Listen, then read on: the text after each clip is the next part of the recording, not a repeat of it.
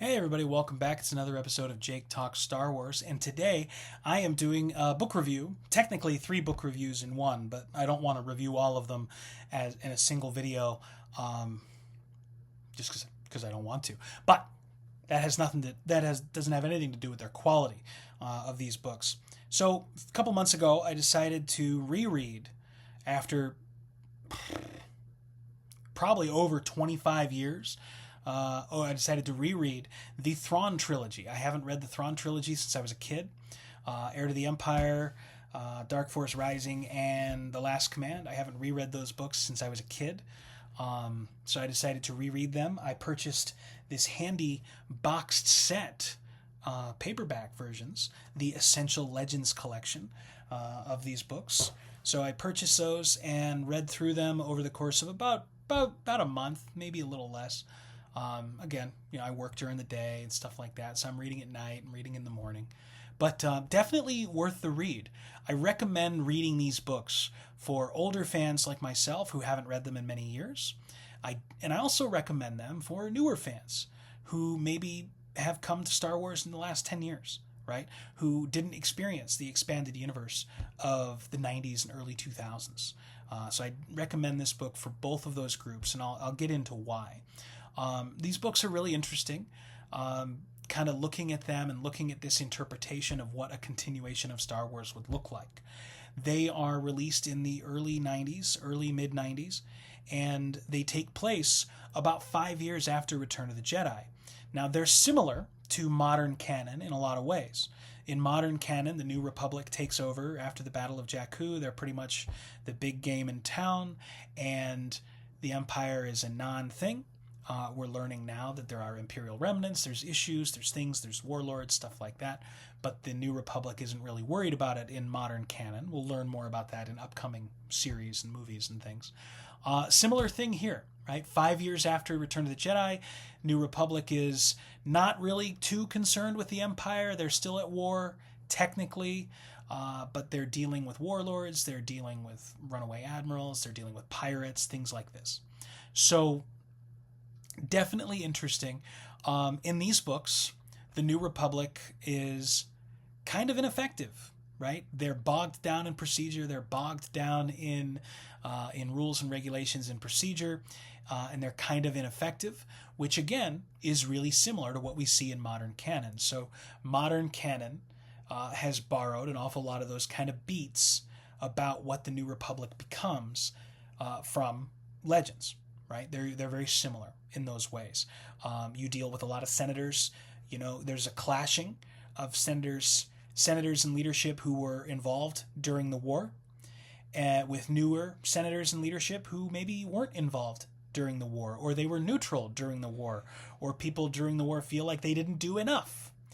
We're seeing the same thing in canon, right? We're seeing the same thing in modern canon. There's a tension between characters like Mon Mothma and other characters, or Hera Syndulla, and other characters who weren't involved in the war, who were neutral during the war, in the Ahsoka series and things like this. So we're starting to see a lot of rhyming, right? They're not the same, they're not exact, but they're close. They've got a lot of similarities. So that's interesting, and I think that's good. And the story itself is a lot of fun because we get the gang back together. You get Han, Luke, Leia, and Lando, Chewbacca, and R2, and everybody else. We get the gang together to work together to solve this problem, to deal with Grand Admiral Thrawn, to deal with these assassins that are being sent after Leia, and all these other things. And Mara Jade is a new character. Talon Karrde is a new character that kind of come into the mix and add to that. We get Grand Admiral Thrawn as a villain, which is really a lot of fun. So we get these characters. We get Joruus C'baoth or C'baoth or whatever his name is. We get these characters that are introduced, that are gonna prove to be our bad guys. We get these new characters that are working with us. We get the old gang back together again. So it's a lot of fun from that perspective. There are some things reading it in a modern sense that are kind of weird and jarring to me. Specifically some characterization things, right? Like there's a scene where Garm Bel Iblis is talking to Han. And Garm Bel Iblis is an Imperial senator, or was an Imperial senator. He was an early leader in the Rebel Alliance. He had a big falling out with Mon Mothma, and he kind of went off and did his own thing, right? Kind of almost like a Saw Gerrera type, but Garm Bel Iblis is not similar to Saw Gerrera in really any way other than he has a falling out with Mon Mothma and then kind of does his own thing. So it's close, similar, but not really. But he's a senator from Corellia. He is a Corellian leader. So Han Solo definitely knows who he is. Like, he's legendary. This Bel Iblis guy is legendary. And the interaction they have together, you know, is just kind of weird to me. It's kind of jarring because even as a kid, looking back, I don't know if I remember this, but reading it today, I was kind of like, that's odd, because we get this exchange where Iblis basically says to Han, like, oh, I know you. I met you when you were a child. It's like, what? He met Han when he was a child? And the story goes that Han was in school and Iblis was like visiting the elementary school to give some kind of presentation or to give some kind of speech as a politician would, right? And he remembered Han Solo because he asked an especially astute question, which I thought was just kind of funny. I was like, wow, okay, Han Solo was a good student. Han Solo was like a good student who was asking questions during an assembly. That seems odd.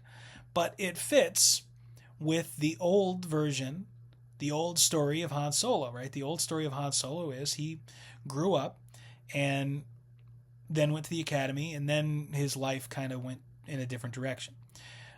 The new version of Solo's story doesn't really mesh up with that, right? He's part of a street gang. He joins the academy. He joins the Imperial military, and then, you know, and then it's similar after that. So it's kind of weird. Kind of just, it struck me as odd reading it today, reading it in that modern sense, but it's not terrible. It's just, like I said, it's a little odd. The other thing from a lore perspective that I thought was a little odd was the way lightsabers are treated in these novels versus the way we treat lightsabers today. In these novels, lightsabers were really treated just like a weapon, like any other kind of weapon, any other kind of tool. And specifically with this exchange between Luke and Han and about Leia, because they're attacked by some assassins, they deal with it, and Han is kind of annoyed, and he says to Luke, hey, you know, Leia's been training with you to be a Jedi for X amount of months. When does she get her own lightsaber? And Luke kind of shrugs, and he goes, well, gee, you know, Han, I can make her one whenever she's ready for it, but, you know, I just haven't done it yet. She hasn't really wanted one yet. Whenever she wants, I can make her one. And that felt odd. It felt like the lightsaber wasn't special. It felt like it wasn't being treated in a special way. It felt like it was just kind of an afterthought that he could just go out in the garage and whip up the parts and put one together. Which I know is essentially what people like Ezra have done, right? But there's the mysticism behind like the crystal, right? The specialness of the saber itself that is missing in these books that we've added in this modern context after the Clone Wars, after Rebels, things like that. So it just was different. It was a little different, a little jarring. But those are minor little things that I just thought was kind of wonky, kind of weird. But yeah. So getting to the end here, you know, because I don't want to spend too much time on this. Who should read this? Who should read these books? I think everybody should. Every Star Wars fan should read these old Legends books, especially before Ahsoka comes out later this year, because I think that Ahsoka and the Mandoverse and anything involving Thrawn is going to continue to add or continue to borrow story beats and ideas and kind of direction from this trilogy. Right? I think it's going to continue to happen. So I definitely recommend checking that out. But I'm going to break it down into groups, right? People like me who are Star Wars fans, longtime Star Wars fans, who like Star Wars, have always liked Star Wars, things like this. You should read these books just because you probably have before, and it's fun. It's nice. It's a nice way to relax. Kind of reread something. Maybe it's been a few years. You should check them out. Again, especially before you watch Ahsoka and things like that coming up, because I think that this is going to continue to borrow from those stories. So definitely check that out. The other thing that I would say, the other group of people I would say should read these books are new Star Wars fans, younger Star Wars fans. So those of you who came to Star Wars with the sequel trilogy 10 years ago, right?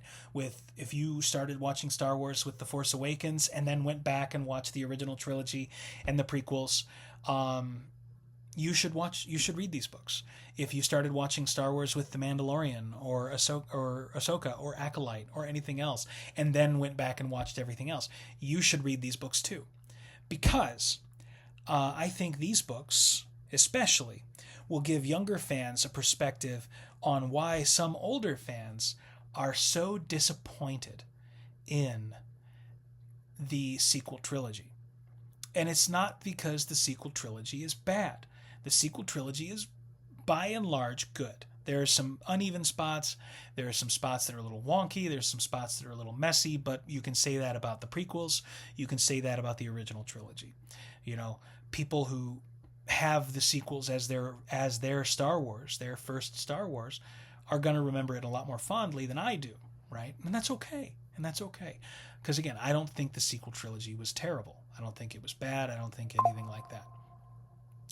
But I think that those of you who are younger, if you read these books, the Thrawn Trilogy, Heir to the Empire, Dark Force Rising, Last Command, if you read these, I think you're going to get a better idea of why some fans, my age and older especially, were disappointed with the sequel trilogy. Because these came out in the early 90s, early mid-90s, in a time where we didn't think we were getting any more Star Wars, right? Empire Strikes Back came out in 80. Return of the Jedi came out in 85. I think 85, 84, 85. And then that was it, right? So these started coming out in 93. So 5, 6, 7, 8 years, almost 10 years later, these are coming out. So these are the continuation of the story, right? Because a lot of people watch Return of the Jedi and they say, okay, cool, what's next? You know, they want to see their friends. They want to see Luke, Leia, Han, and Lando go on another adventure. And so these books continue that story that we wanted to see continued. They continued that story. They continued on to the next adventure. And they get the gang back together again, right? And they add new characters like Talon Karrde and Mara Jade and Grand Admiral Thrawn and Joruus C'baoth and all these new characters that fit into the mix and fit in and are dealt with or not dealt with or integrated into the group. And that's the idea. They kind of kept the group together. Whereas the sequel trilogy, we never get to see our friends again, right? And that's the sad part. We never get to see our friends again in the sequel trilogy. We get Leia and Han in Force Awakens. We see Luke just at the very end. We lose Han in The Force Awakens. We get Leia in Last Jedi, and we get Luke in The Last Jedi, but he's not the Luke we remember, right? Which is okay. It's been 30 years. Of course he's not the Luke we remember. It's been 30 years. That's the fun thing about these books. It's only been 5 years. Right? So Luke is still very similar to where we left him, just a little bit wiser and everything else. You know, the Luke we see in The Last Jedi is not the Luke we grew up with, which makes sense, right? When you're 40, you're not what you were like, and when you're 20, when you're 50 or 55, you're not the same as you were when you're 23. Life does that to you. Life has an impact on you, right? Even me, right? I didn't have all this gray hair 10 years ago. Right? I didn't have all the experience I have now 10 years ago. I'm not the same person I was. And that happens, right? But that's disappointing for us too, because it's like, oh, there's our friend, but he's not what we expect. He's not what we want him to be. And that's a curve for us. That's a learning curve for us. So reading these books, I think, would help younger fans kind of see what older fans were expecting to see, and help younger fans understand that disappointment. So I think that's another benefit for younger fans of reading these books. You'll understand that disappointment. But again, our disappointment in the sequel trilogy as a generation is not your problem, right? Our disappointment in the sequel trilogy is not your problem to fix, is not your problem to deal with. If you're interested in understanding that disappointment, I think these books will give context to that. However, I do think these books, more importantly, will give you context of what the story beats that we're seeing in modern canon in Mandalorian, Boba Fett, Ahsoka, Mandalorian Grogu, other upcoming stories. I think reading these novels would give you more understanding of where those stories are going and where those stories came from. So that's another reason for younger fans to read these books as well. Older fans, read them because they're fun. Read them because you enjoy them, because it reminds us of what it was like back then, and compare it to what's happening now. Definitely worth the read. Definitely checking out. You can buy these. You can buy these online. You can get them at the library, I'm sure. They're out there, and there's a reason Disney is still publishing them, right? Disney is still publishing them because people like them, people want to buy them, people want to read them, right? Because they want to make money, but also they're publishing them because they're important. Because they're important to what Star Wars is currently doing today and what Star Wars will do in the future, right? So definitely check it out if you haven't already. Have you read the original Thrawn Trilogy?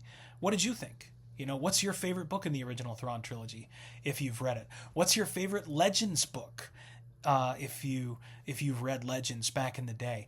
And what do you want to see from Legends make its way into canon? What do you want to see most from Legends make its way into canon? I would love to see Mara Jade make her way into canon, because I think that there is ample time to tell that story, right? There's 30 years between Return of the Jedi or Force Awakens. That's ample time for Mara Jade to come into the story and then exit the story before we get to the sequel trilogy. Or temporarily exit, and if she comes back later, I don't know. But definitely worth checking out. Definitely check these books out. Let me know what you think. What did you think of these books? If you've read them, what's your favorite Legends book? And also, what is, what do you want to see make its way into canon? Let me know. Thanks for coming by, guys. Thanks for coming. Thanks for listening. Remember, as usual, as always, take care of yourself out there. Take care of each other. And may the Force be with you. Bye-bye.